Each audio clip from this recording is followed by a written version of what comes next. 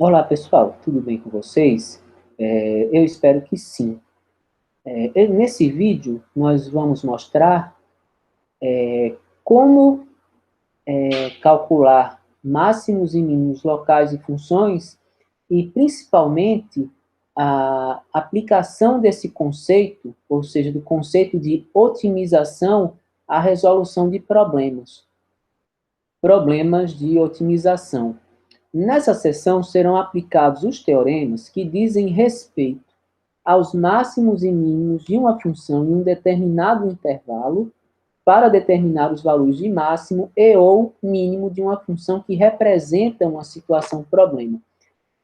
O que nós vimos com relação ao cálculo de máximos e mínimos, né? O que nós vimos com relação ao cálculo de máximos e mínimos, né? Primeiro, nós vimos que quando f' de x é igual a zero, nós temos um ponto crítico. Esse ponto crítico, ele pode ter três classificações. Ele pode ser um ponto crítico, que é um máximo local, um mínimo local, ou pode acontecer de ele ser um ponto de inflexão. Qualquer ponto de inflexão vai gerar isso? Não.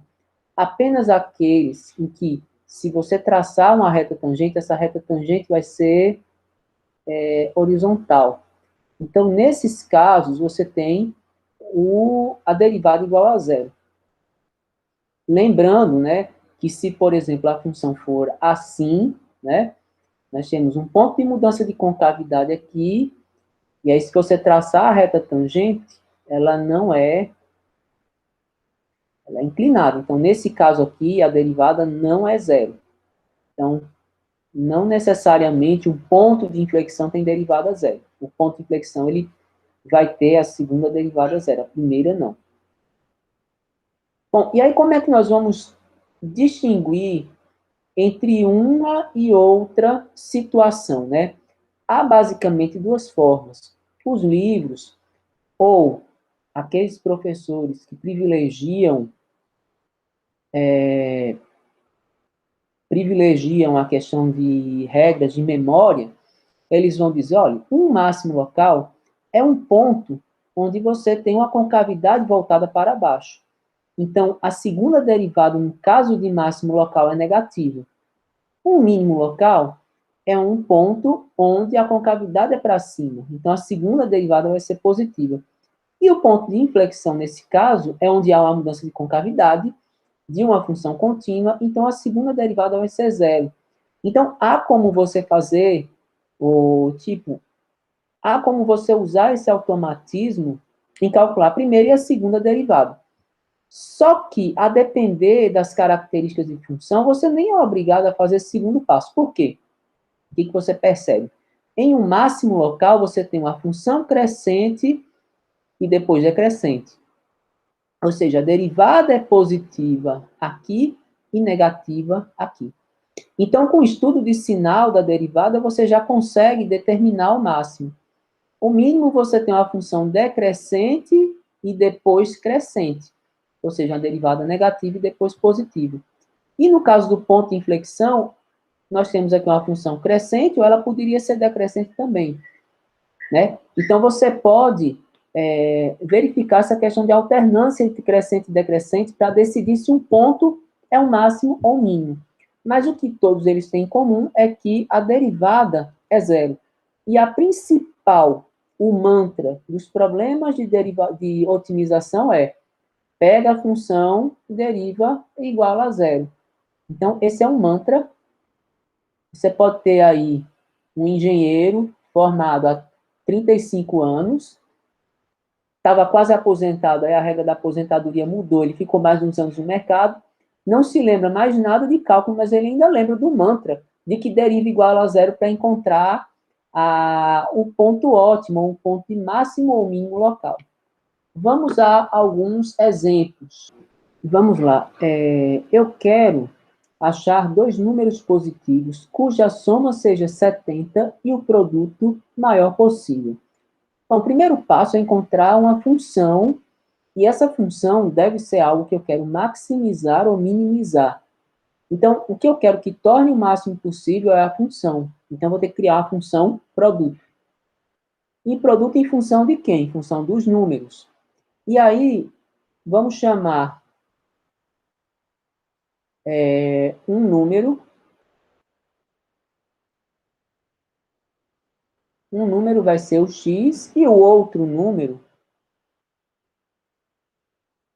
como eles somam 70, vai ser 70 menos x. E aí, o produto entre eles, que eu vou chamar da função p de x, é o quê? É x que multiplica 70 menos x.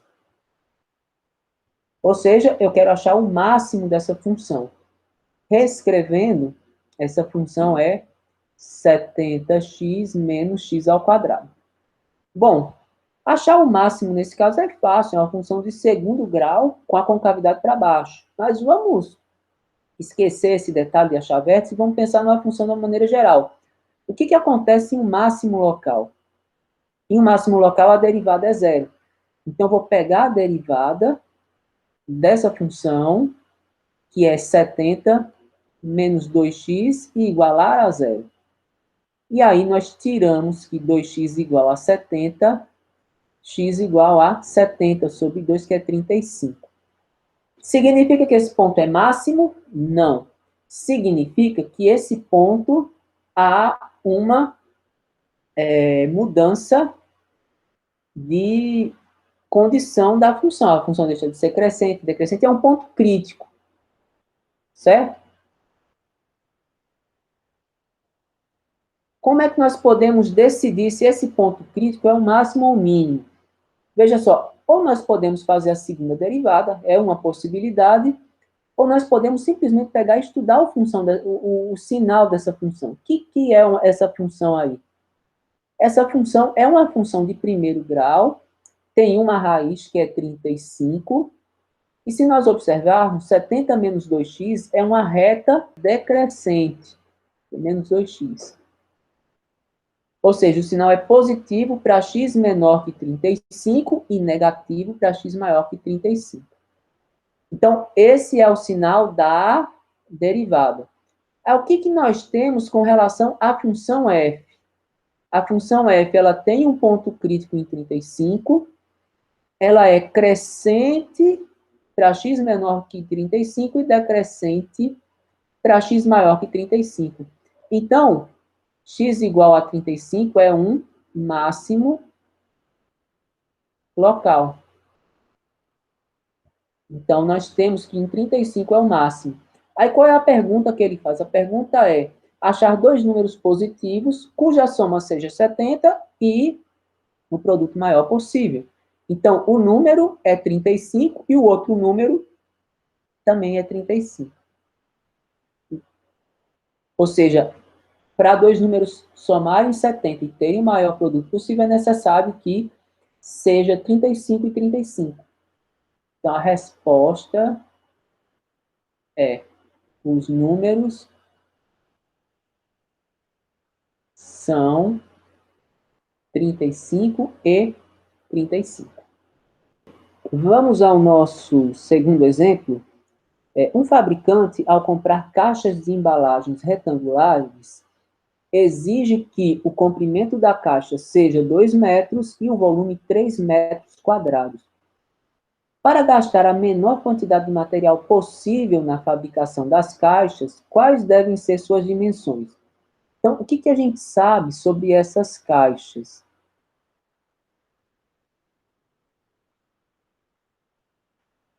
Essas caixas, elas têm 3 dimensões, né?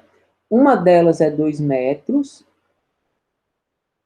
e vou chamar... e o volume da caixa é 3 metros cúbicos. E ele quer a menor quantidade de material possível na fabricação da caixa.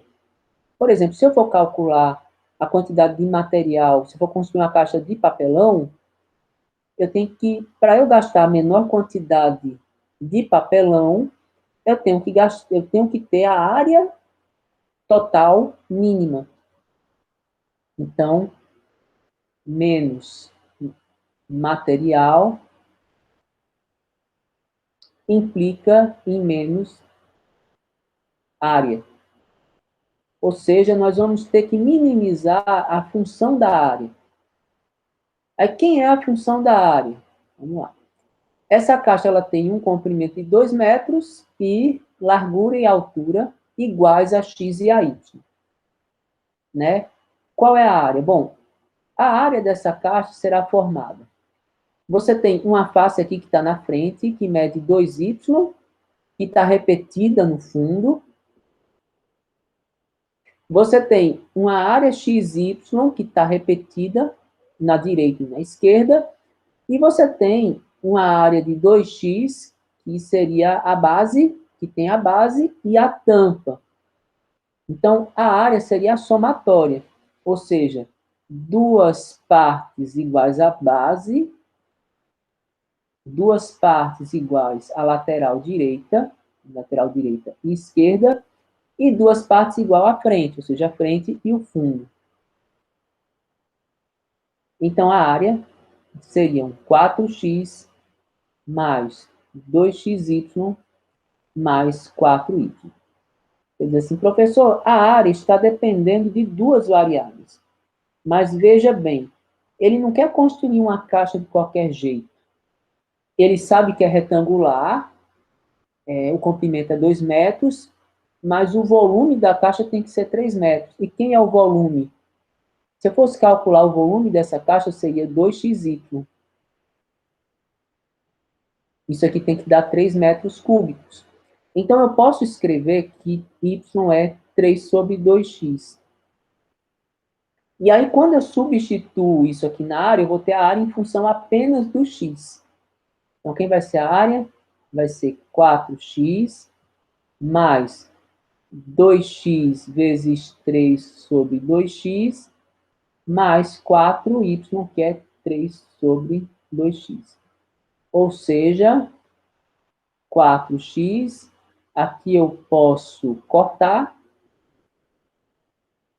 mais 3, e aqui eu posso simplificar, dá 2, mais 6 sobre x, ou seja, 6 vezes x elevado a menos 1, que a gente vai derivar. Então, nós temos a função aqui, que é a área da caixa de papelão em função da medida x, e nós queremos um mínimo. Para que nós tenhamos um mínimo, necessariamente nós temos que ter primeiro um ponto crítico. Então, nós vamos derivar essa função igualar a zero.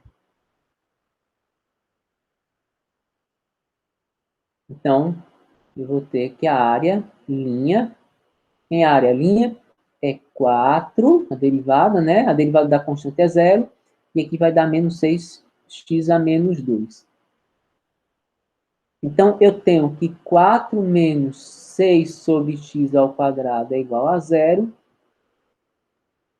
6 sobre x ao quadrado é igual a 4. Então, x vai dar mais raiz de 6 sobre 2, ou menos raiz de 6 sobre 2. Menos raiz de 6 sobre 2 não nos interessa, porque trata-se de uma medida. Eu vou considerar apenas os valores de x positivos nessa função. E aí, vamos lá. Eu vou considerar de 0 para frente. Eu tenho a mudança de sinal da derivada apenas em raiz de 6 sobre 2 e teria em 0 para o lado negativo, porque a função não é definida em x igual a 0. No entanto, o lado negativo não me interessa. Então, só tem essa mudança de sinal aqui.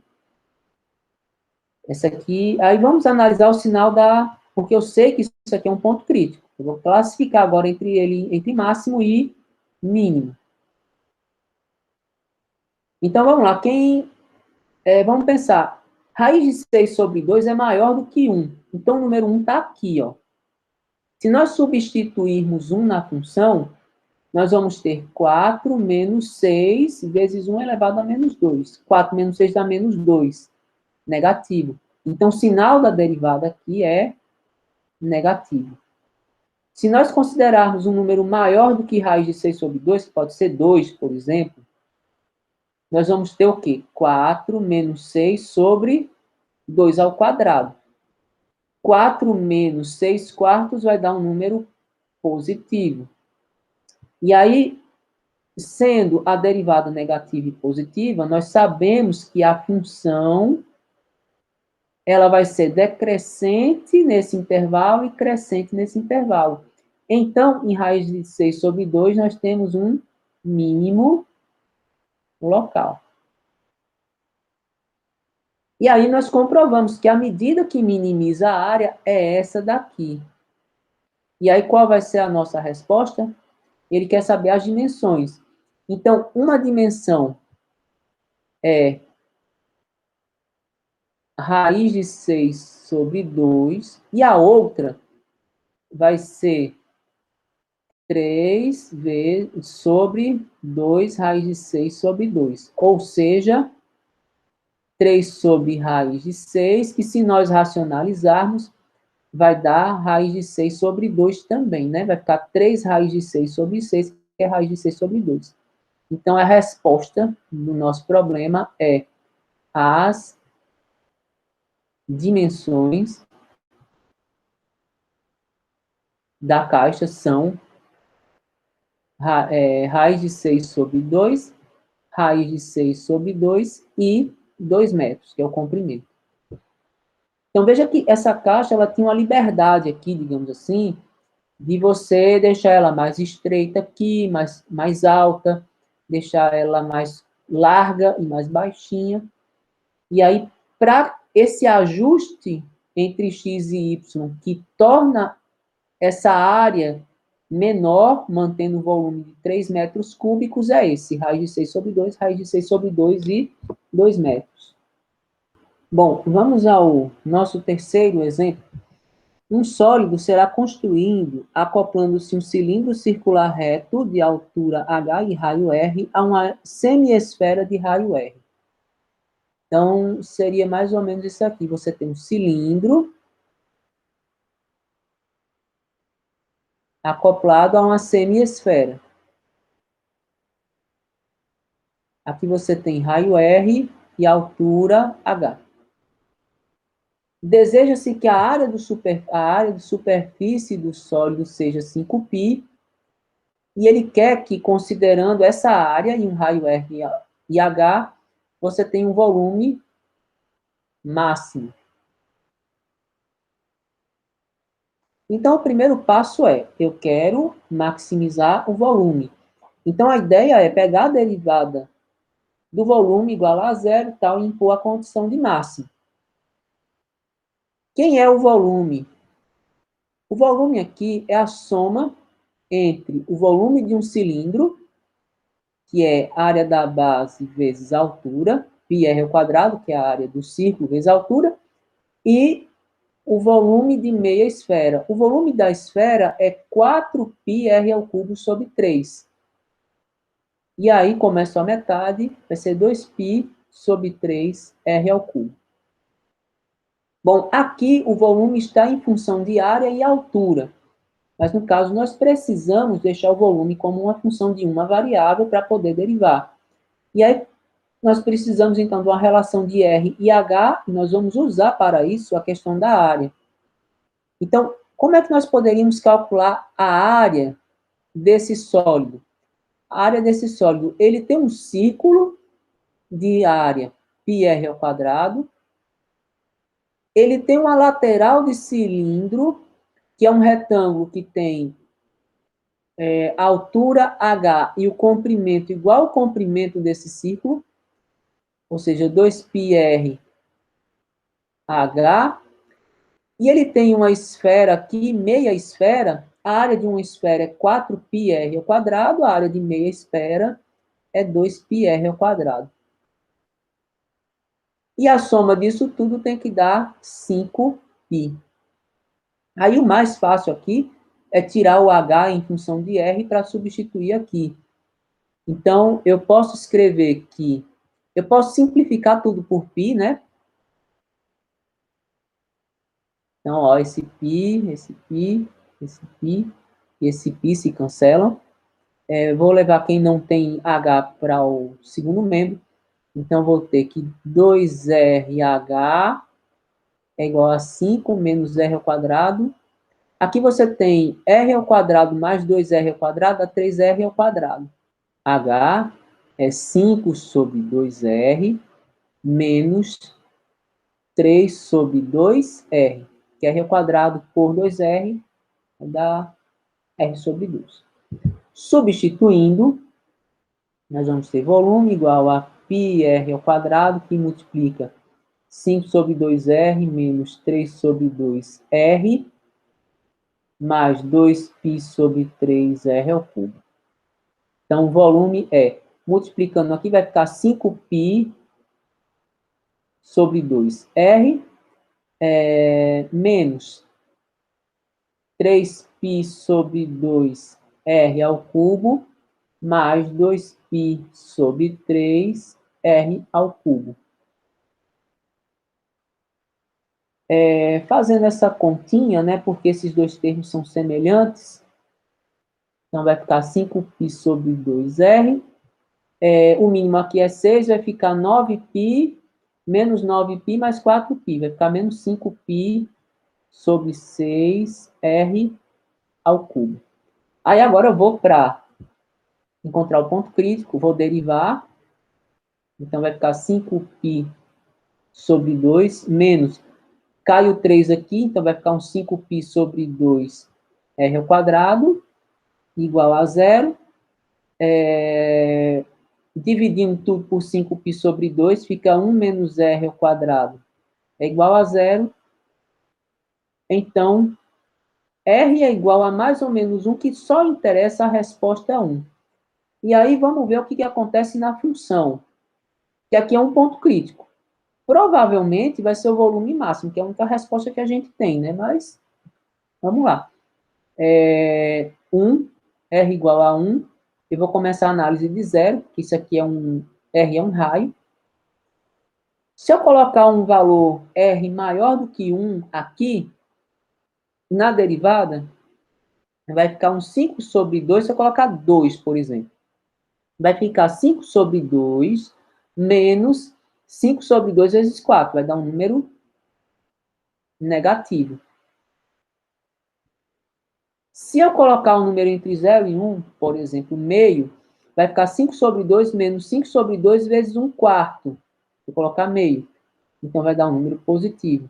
Ou seja, nós sabemos que a função volume, ela é crescente nesse intervalo, né, que é positivo, e decrescente nesse intervalo. O que significa que em R igual a 1, nós temos um máximo local. Então, R igual a 1 é o máximo. E qual é a altura correspondente? A altura correspondente é 5 sobre 2 vezes 1, menos 3 sobre 2 vezes 1. 5 meios menos 3 meios vai dar 2 meios, que é igual a 1. Então, qual é a resposta da pergunta? Determine R e H para que o volume seja máximo.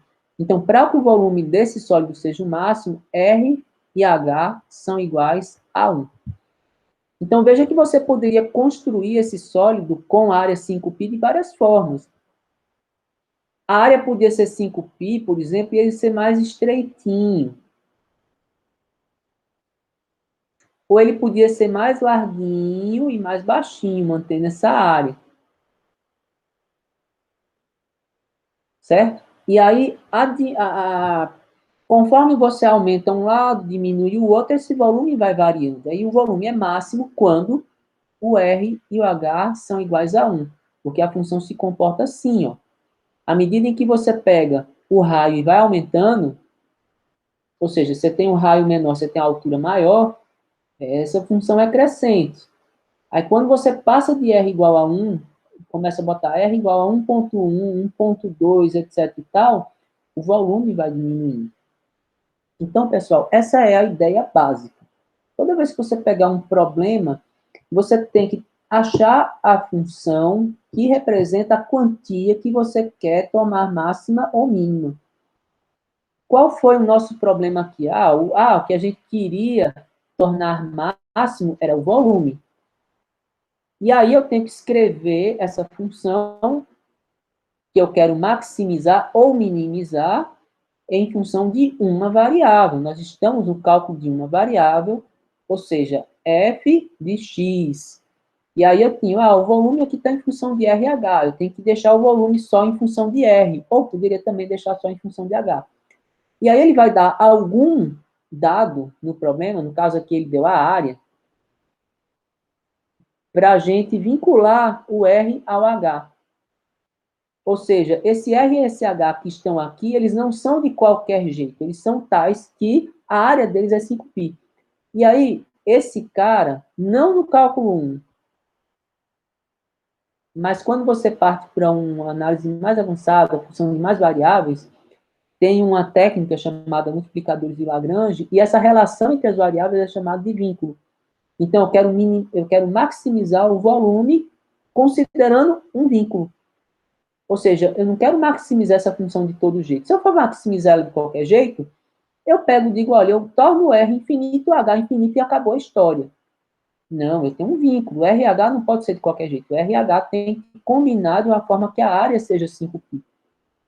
Ou seja, toda vez que a gente quer maximizar ou minimizar alguma coisa, você tem que ter um vínculo, você tem uma condição máxima que você tem que trabalhar. Você tem um parâmetro, você pode variar esse parâmetro até aqui. Passou daqui, você não pode mais variar.